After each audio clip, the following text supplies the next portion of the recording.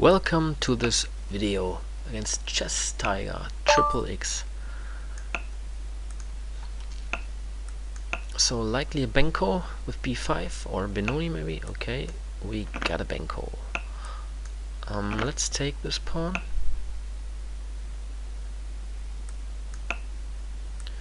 And then we find Kato here, the bishop.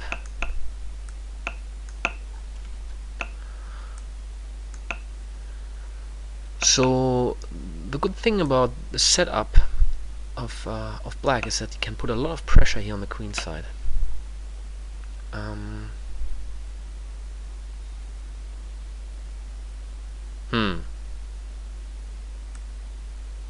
So I like to play b3.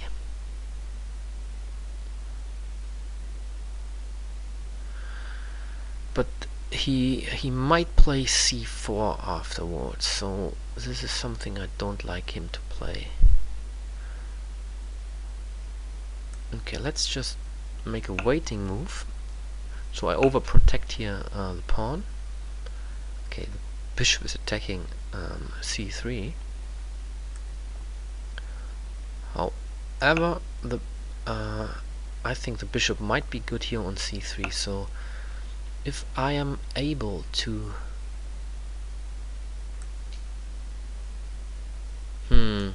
still c4 is an option, right? But on the other hand, I can push b4 maybe, and he cannot take, because then I move the knight away and I have a very nice pin here on this diagonal. Yeah, so b3. And then maybe I just yeah, take the knight here on e5.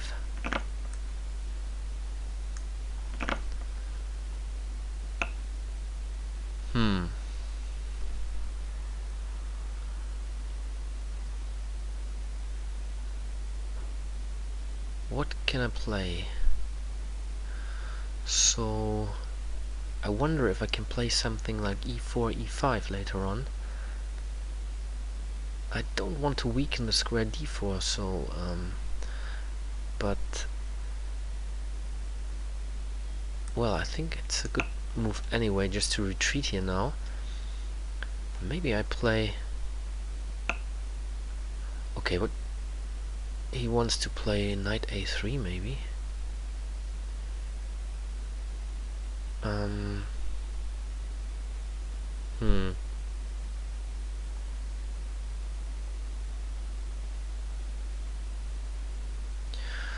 Well, I'm happy just, to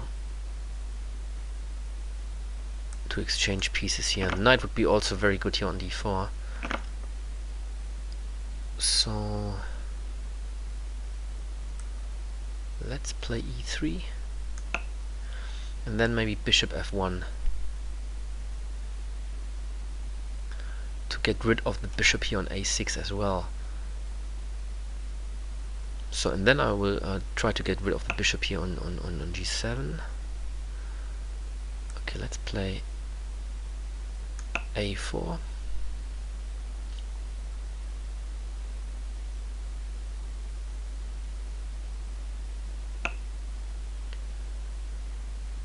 And bishop c3. Now the bishop here is history.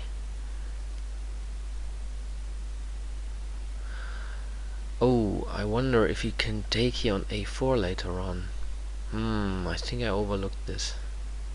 So he can take, and then rook a4. Yeah.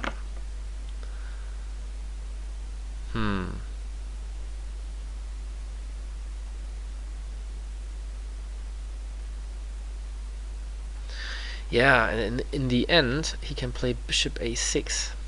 This is a problem.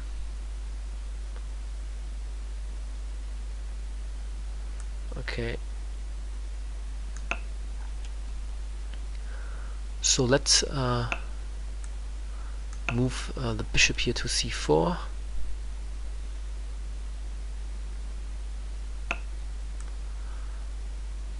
And maybe we can try something on the a file.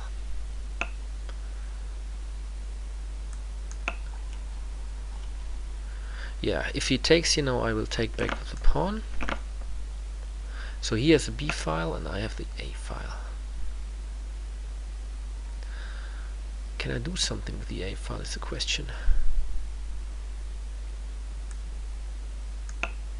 Maybe queen e4. Here we go. And then I try to, you know, provoke him to weaken his kingside position a bit. So maybe something like h4 and h5.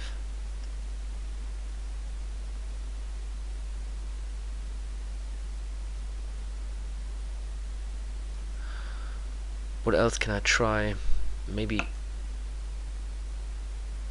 Okay, here I'm happy to exchange a pair of rooks, and I get the pawn on e7 as well. So he needs to protect the rook on b8.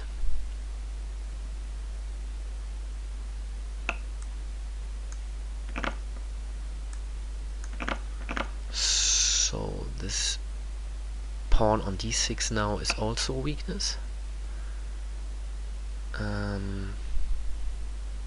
Okay, let's just protect the pawn here.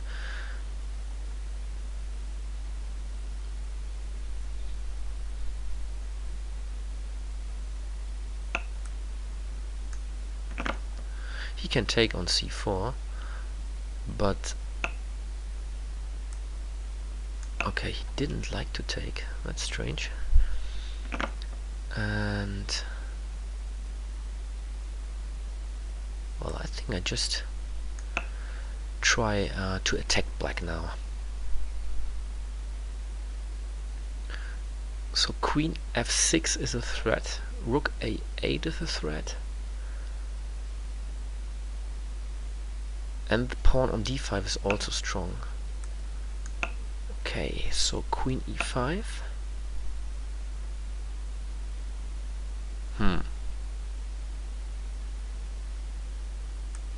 Well, here I think I just you know, exchange queens, and the endgame is won, because the pawn here on d5 is a monster. And now I will attack the pawn on c5. Here we go.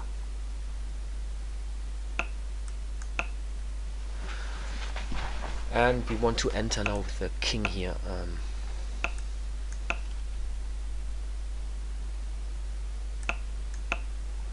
So he has a problem with this pawn. He cannot move the pawn because the rook would be hanging. I don't care about the pawn here on h2. So we will run very quickly now with this pawn.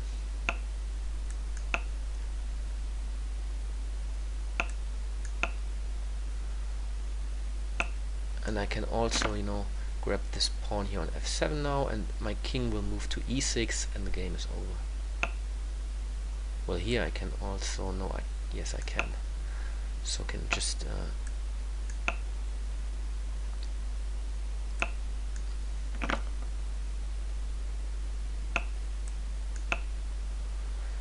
and now maybe the king is just moving to f6.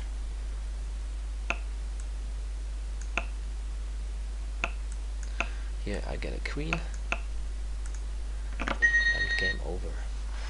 So yeah, there are many ways to win the game at the end. I think yeah, let's take a look. I just blundered a pawn in this position. This was not necessary. Yeah, but this is the point with this opening, the Benko Gambit. I like the Benko Gambit. I also like to play it with black. It's very, very easy to make the moves with the black pieces. You just develop almost always in the same way, and you can see that the bishop here on g7 is quite good and active on this diagonal. The bishop on a6 is good, and black has a lot of opportunities also with the knights to annoy white. So yeah, I would suggest you to just try this gambit out with black, and I would say you have a lot of fun by playing it, because it's very difficult for white, in my view, um, to always make the correct moves in this position. So, I mean, you are a pawn up all the time, and with a good play by white, the opening of black is not superb, but still okay. But it's very easy to make mistakes. So it's an easy game for black, so to say, especially in blitz games. Thanks for watching.